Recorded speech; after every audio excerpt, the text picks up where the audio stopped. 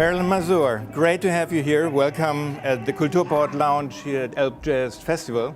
You did a great performance, thank you very much, with your cave spirit. Can you explain a little bit what's the focus on the cave spirit you performed here? Yeah, Spirit Cave. Spirit Cave, I'm sorry. The members in this group were all old friends. Ivan and me played for a long time together in my group Future Song in the old days. And one day Jan Bang invited me to come to his festival in Kristiansand in Norway to play a duo with him, which actually turned into a trio. That's another matter. And he plays a lot with Ivan. It's like we play in all these contexts. And one day we decided we wanted to make this group where we played together in this context. It's actually the first time we played with Arve Henriksen today in this group. Yeah. Normally we play with Niels Peter Molvær. But we've all played with Arve in other settings again. I have all these Norwegian music friends. And for this occasion, we decided this was a nice setting to try out. And the concept is, in a way, improvising and talking to each other, meeting in the music and seeing what happens.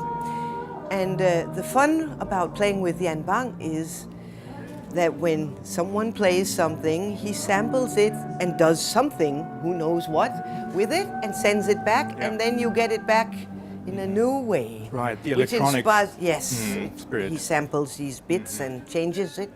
So the music comes back and keeps changing, and you do something new that you react to all the time, which is really a challenge and very exciting, and we never know what's going to happen. So this is very exciting. So when it is recorded, and you hear it afterwards, so you have another experience with hearing what you did before? Because you are so concentrated on your percussion and about the dialogue you have with the other musicians? Yes, that's actually what it's like playing in this group. Tell me, you played with so many big names. You played with Miles Davis, with Wayne Shorter, also with Jan Garbarek and Palle Mikkelborg, for instance. Now you are a big name yourself. But what would you say is so important for a younger musicians to play with these big names in terms of music, business, and also the experience of concerts? Well, from my point of view, it's not the most important that the names are big. The most important is to find someone that you can really communicate and relate to and understand musically and human-wise. But of course it also means a lot. It's meant a lot for me, for example, to have played with Miles. Of course means that after playing with Miles, then the world is much more open for me to do the things that are important for me.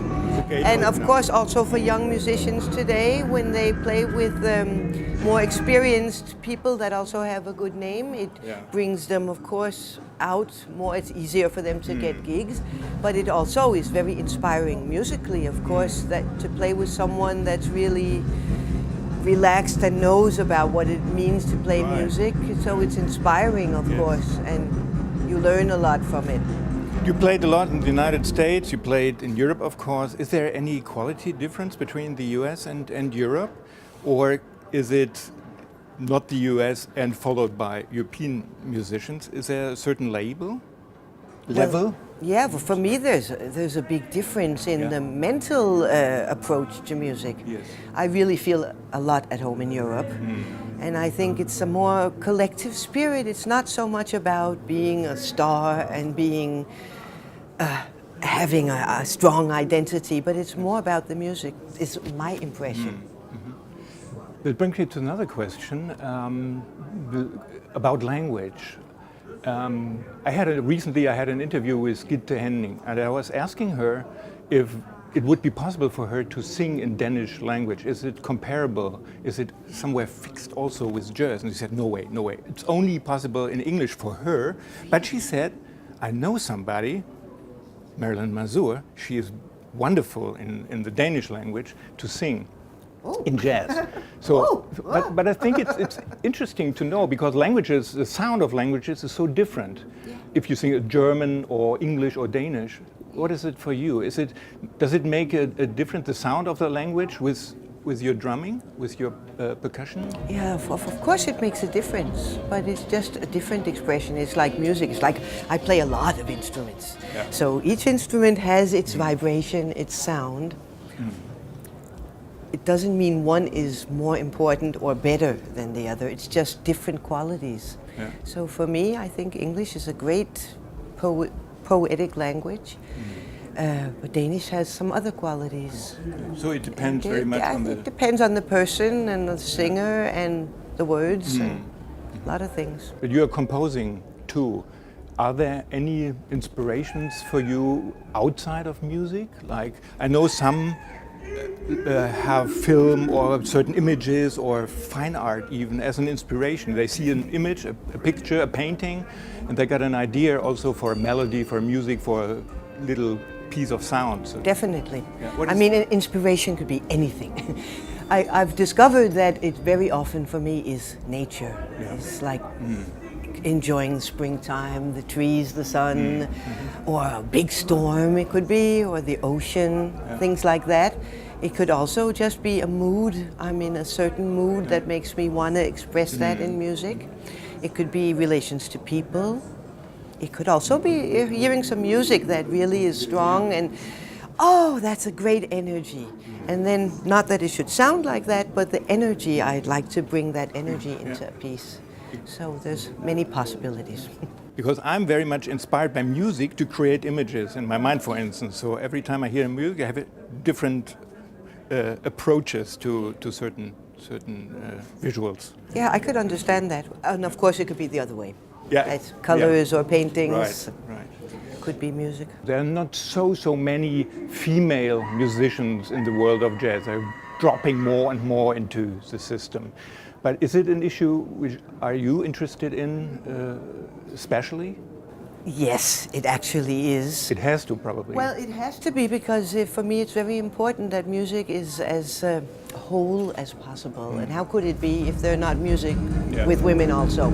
So I think it's important that there are women in music. Ooh, it's loud. It also is one of the reasons I started playing drums, because I actually started as a piano player. And I discovered there are no female drummers around. I have to do that. I have to see what happens if I do that. And when I was young, there were more and more women that wanted to play. In Denmark, it started to go the other way again, which I find sad.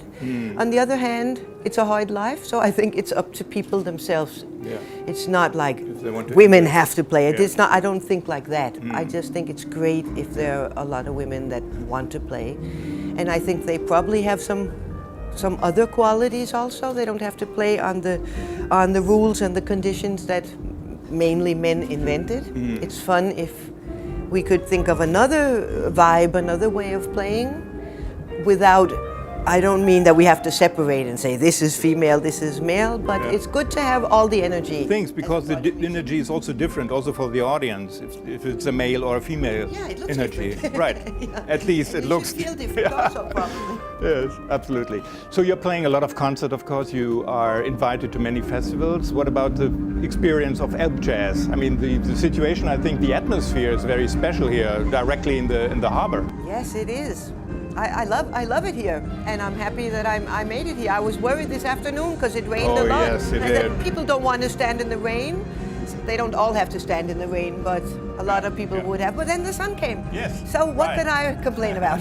Wonderful. Yeah, it's great being here. Marilyn Mazzur, thank you very much for coming here. Thank you too.